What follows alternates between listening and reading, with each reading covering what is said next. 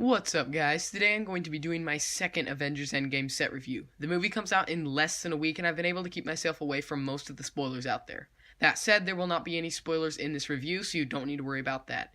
Anyway, today I'll be doing a review of the 76126 Avengers Ultimate Quinjet. It's from the Marvel Superheroes theme and comes with 838 parts and 6 minifigures. I bought it off Lego.com for $80. Let's get into it. The first minifigure is Thor, and he's hardly changed from the Infinity War version. Of course, he has the quantum suit, but nothing else has changed. His head and hair are the same, as is Stormbreaker. The quantum suit, which I'll only be looking at once in this video, even though it comes on 4 figures, is actually really cool and well printed. As you can see, there are a ton of tiny dots all over the legs and torso, and they come together at the waist pretty well, although it's not perfect because of printing limitations.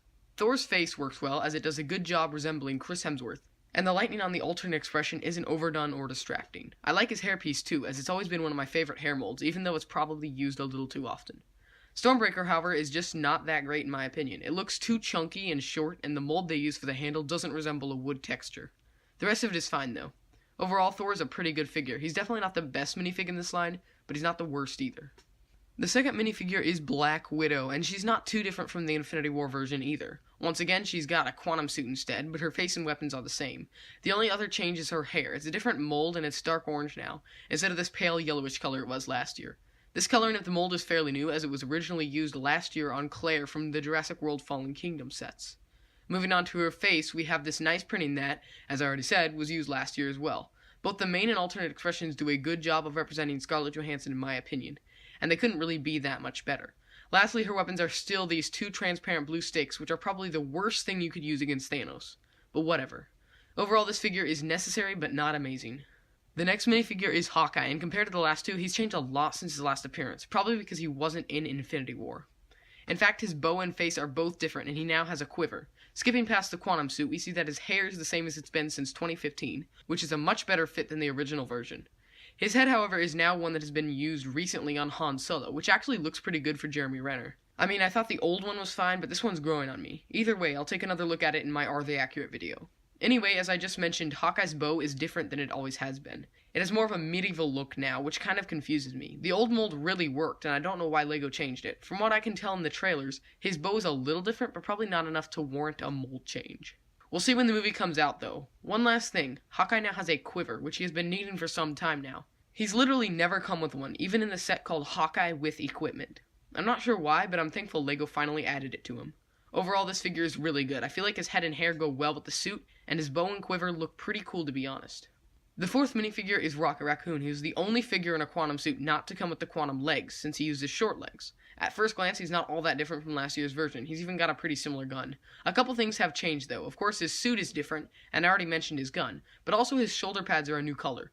The brown wouldn't have looked that great with the quantum suit, so they changed it to this gunmetal gray, which actually looks pretty cool. The rest of the face is completely the same, but it works, even though I wish he was brown like he's supposed to be. Moving on down, we see his tail, which is no different, and the short legs with no printing. I don't mind them, but they're not the best. Lastly, Rocket comes with a gun that actually looks pretty cool. Sure, it's about as long as he is tall, but it's fine anyway. Overall, Rocket's a good figure, but not great since they won't fix his coloring.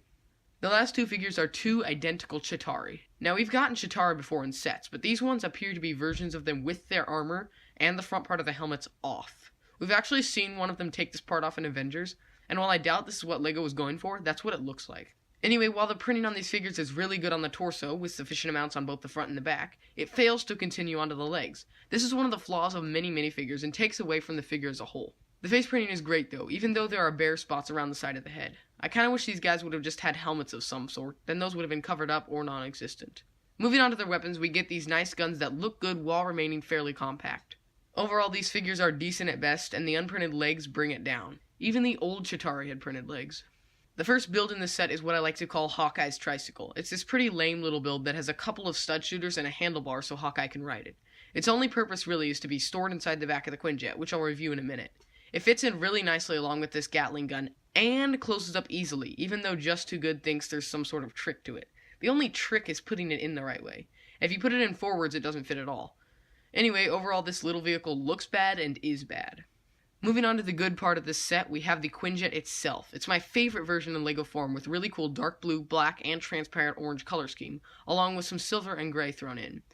There's the usual amount of flaps and wings you can mess around with, and even some rotating engines on the bottom. The bottom of the jet is actually really flat with no landing gear whatsoever, but the ship looks great from almost every other angle.